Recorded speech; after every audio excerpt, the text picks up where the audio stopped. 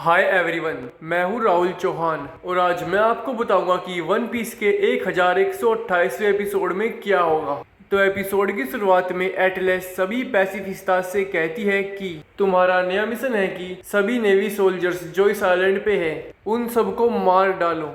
और अपना नया ऑर्डर सुनते ही सभी पैसिफिस्टाज नेवी सोल्जर्स पे टूट पड़ते हैं। अब नेवी सोल्जर्स भी जवाबी कार्रवाई करने लगते हैं और कुछ डरकर इधर उधर छिप जाते हैं। और अब हमें वेगा पंख का ग्रुप दिखाया जाता है और ये चारों नीचे उतरते हुए बोनी को ढूंढ रहे होते हैं। अब फ्रैंकी कहता है, क्या हमारा वाहन एकदम सीधा नीचे तो नहीं गिर जाएगा ना, क्योंकि हम वर्टिकली नीचे जा रहे हैं। अब वेगा पंख कहता है, नहीं, क्योंकि मैंने इसको इसी काम के लिए बनाया है। और ठीक इसी समय सांजी, जो व्हीकल से बाहर झांक रहा था, ये कहता है, मैंने बोनी को ढूंढ लिया है। अब फ्रैंकी कहता है, सांजी सच्ची में? और ये सुनकर सांजी कहता है कि आज से पहले मुझसे किसी भी लड़की को ढूंढने में कभी कोई गलती हुई है।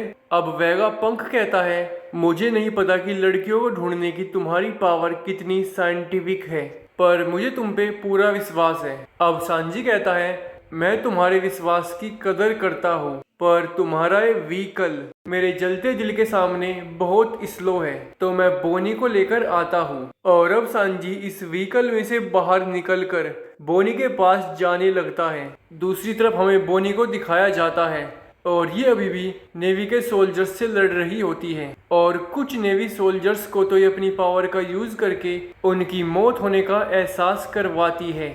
और बोनी की ये टेक्निक बहुत भयानक थी। और अब बोनी यहाँ से भाग ही रही होती है कि एक पैसिफिस्टा बोनी के आगे आ जाता है और ये बोनी से कहता है, मैं तुम्हें यहाँ से जाने नहीं दूंगा। और ये सुनकर बोनी शॉक हो जाती है और ये सोचती है कि ये पैसिफिस्टा ऐसा क्यों कर रहा है। पर असल में इस पैसिफिस्टा के ऊपर नेवी की वाइस एडमिरल ब्लू ग्रास चढ़ी हुई थी और ब्लू ग्रास ने राइड फ्रूट खा रखा है, तो ये किसी भी चीज की सवारी कर सकती है। और जिस भी चीज की सवारी कर रही होती है तब तक के लिए वो चीज इसकी सारी बातें मानने लगता है। पर बोनी का ध्यान इस वाइस एडमिरल पे नहीं गया, बल्कि बोनी इसी पैसिफिस्टा को देखे जा रही थी। और इसको देखकर बोनी को अपने बाप कुमा की याद आ रही होती है। और अब वाइस एडमिरल ब्लू ग्रास के कहने पर पैसिफिस्टा बोनी के ऊपर हमला करने ही वाला होता है कि यहाँ सांजी आकर बोनी को बचा लेता है। और अब सांजी बोनी को अपनी गोद में उठाकर कहता है, बोनी तुम ऐसे ही जम नहीं सकती। और उन्होंने मुझे बताया है कि कुमा तुम्हारा बाप है, लेकिन अभी तुम्हें अपने इमोशंस को कंट्रोल करना होगा, क्योंकि ये पैसिफिस्टाज कुमा नहीं है। और अब ये सब कहकर सांजी बोनी को लेकर नेवी सोल्जर्स से बचकर भागने लगता है। और जल्दी यहाँ पे वेगा पंख भी अपने इस व्हीकल को लेके आ जाता है और बोनी और सांजी से अंदर आने के लिए कहता है। और सांजी बोनी को लेकर अंदर चला जाता है। अब एटलस कहता है, चलो वापस ऊपर चलते हैं, क्योंकि पैसिफिस्टाज फिर से हमारी तरफ हो गए हैं और हमने बोनी को भी बचा लिया है, तो अब हमें यहाँ नीचे कोई भी काम नहीं है। और अब ये सब वापस ऊपर जाने लगते हैं और अब हमें लेबो फेस दिखाया जाता है और यहाँ लूफी और किजारू अभी भी आपस में लड़ रहे हैं। और अब लड़ाई के बीच में किजारू कहता है, मुझे डर है कि अगर मैं तुमसे ऐसी लड़ता रहा तो मैं अपना काम पूरा नहीं कर पाऊंगा।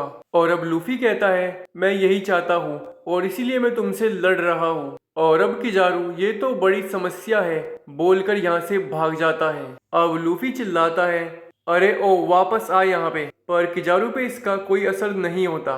पर ठीक इसी समय आइलैंड पे किसी की पावर को महसूस करके किजारू, लूफी, जोरो और रोब लुच्ची शॉक हो जाते हैं। जोरो कहता है, ये क्या है?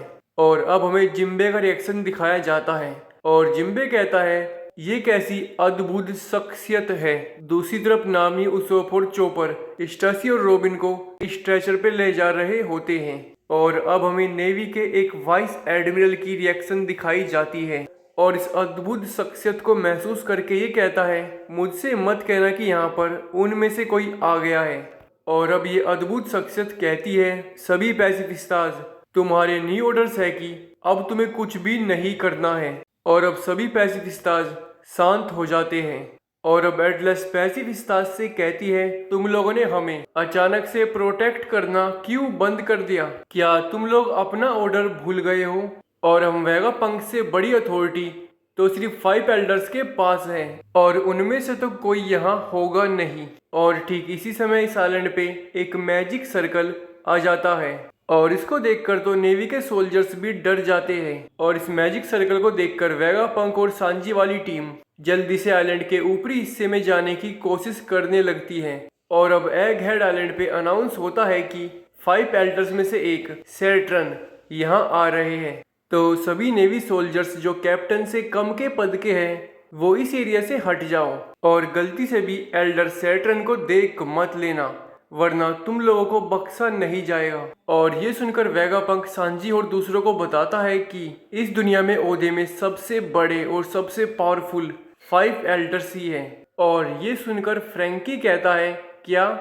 अब वेगापंक कहते हैं, पर इससे फर्क नहीं पड़ता क्योंकि हम तो यहाँ से ऊपरी हिस्से में जा रहे हैं। और अब सांजी कहता है, उस मैजिक सर्कल में से कुछ बाहर आ रहा है और ये और कोई नहीं 5 एल्डर्स में से एक सैटर्न था। पर ऑर्डर के बाद भी 2 छोटी रैंक के नेवी सोल्जर्स गलती से इनको देख लेते हैं और अब सैटर्न इन दोनों को मार डालता है और कहता है, मुझे याद भी नहीं कि मैं आखिरी बार खुल के सामने कब आया था। अब बोनी कहती है, आखिरकार ये चीज क्या है? अब सांजी कहता है, उसको छोड़ो, पहले ऊपर देखो। और इनके ऊपर था एडमिरल किजारू और ये इनके ऊपर हमला करने ही वाला था कि यहाँ लूफी आ जाता है। और लूफी अपने डोले बनाकर कहता है, अभी रुको किजारू। अब किजारू कहता है, तुम बहुत देर से गियर 5 में हो, आखिरकार तुम अब तक थके क्यों नहीं? अब फ्रैंकी कहता है, लूफी इसको सबक सिखा दो। और अब किजारू लूफी पे एक तेज लाइट का हमला करता है और लूफी को इससे काफी दर्द होता है। और अब इसका जवाब देने के लिए लूफी लगातार घूमने लगता है और मौका मिलते ही किजारू के सर पे व्हाइट स्टार गन नाम का एक बहुत तेज पंच मारता है। और ये लूफी के गियर 5 का एक बहुत पावरफुल अटैक था, तो इसलिए ये लगते ही किजारू धड़ाम से नीचे पड़ता है और वो भी एक स्ट्रक्चर पे, और इस स्ट्रक्चर के टुकड़े टुकड़े हो जाते हैं। और एग हेड के ऊपरी हिस्से में जाने वाला बादल वाला रास्ता भी इसी स्ट्रक्चर से लगकर बना हुआ था। तो अब वेगापंक और सांजी की टीम अपने व्हीकल के साथ नीचे गिरती है और इनका व्हीकल टूट जाता है। पर लूफी ने भी अपनी गियर 5 की पावर्स का बहुत ज्यादा इस्तेमाल कर लिया है, तो अब कमजोरी के चलते लूफी भी नीचे गिर जाता है। और अब हमें सैटर्न को दिखाया जाता है और ये लूफी को देखकर नीका कहता है। और अब सैटर्न नीचे देखता है और इसके चारों तरफ वेगापंक और सांजी की टीम पड़ी हुई है। अब फ्रैंकी कहता है, तुम ठीक हो ना वेगापंक? पर वेगापंक का पूरा ध्यान सैटर्न पे था और सांजी अब एटलस से हालचाल पूछता है। अब एटलस कहती है, मैं तो ठीक हूँ। और अब वेगापंक कहता है, तो मेरे ख्याल से तुम सैटर्न हो। अब सैटर्न कहता है, अच्छा तो तुम अभी भी जिंदा हो। और अब बोनी को याद आता है कि इन लोगों ने वेगापंक को ऑर्डर देकर कुमा के ऊपर एक्सपेरिमेंट करवा के कुमा की पहचान तक मिटवा दी है। और अब बोनी गुस्से में एक तलवार उठाकर सैटर्न में खोप देती है। और वन पीस का एपिसोड 1128 यहीं पे खत्म हो जाता है।